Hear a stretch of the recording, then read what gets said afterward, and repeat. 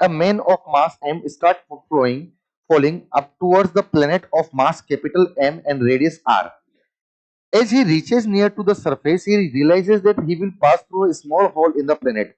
As he enters the hole, he sees that the planet is really made up of two pieces of spherical shell of negligible thickness of mass 2m by 3 and the point mass m by 3 at the center.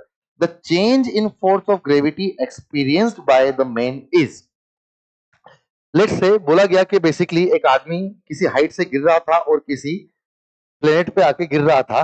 जब वो planet के पास में आया तो किसी whole के अंदर घुस गया। उस होल के अंदर जाने के बाद उसको समझ में आया कि जो प्लेनेट कैपिटल एम मास का था वो बेसिकली दो पार्ट से बना हुआ है। एक शेल है जिसका मास है 2m/3, रेडियस इसका मान लेते हैं r, और सेंटर पे एक पॉइंट मास रखा हुआ है m/3 का। ठीक है, तो बोला गया कि उसको कितना ग्रेविटेशनल फोर्स में चेंज महसूस हुआ होगा।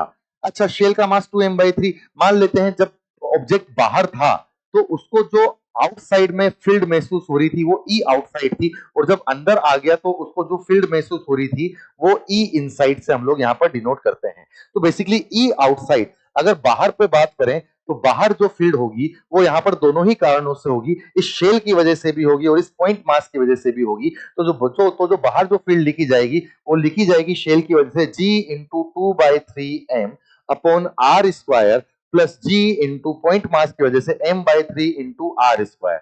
अगर G m/r स्क्वायर कॉमन ले लेंगे तो बेसिकली इसको लिखा जाएगा G m/r square, which is the gravitational fields experienced outside.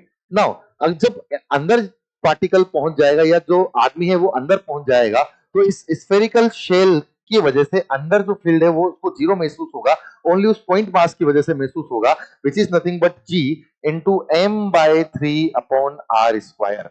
Now जब वो बाहर से अंदर आया तो बेसिकली इस फील्ड में चेंज आया और इस फील्ड में चेंज की वजह से उसको फोर्स अलग महसूस हुआ। अगर हम इस फील्ड में चेंज देखें तो इस फील्ड में चेंज आया E outside minus E inside, which is nothing but Gm upon r square minus Gm upon 3r square, which is nothing but 2/3 Gm upon r square। इतना इसको फील्ड में अंतर महसूस हुआ जिसकी वजह से इसको जो फोर्स महसूस हुआ, change in force is nothing but m into delta E, so it is nothing but 2/3 G into capital M into small m upon r square। इतना फोर्स इसको चेंज महसूस हुआ, which is option number A हमारा यहां पर जाना चाहिए, which is given in option number A, जो कि हमारा करेक्ट आंसर होना चाहिए।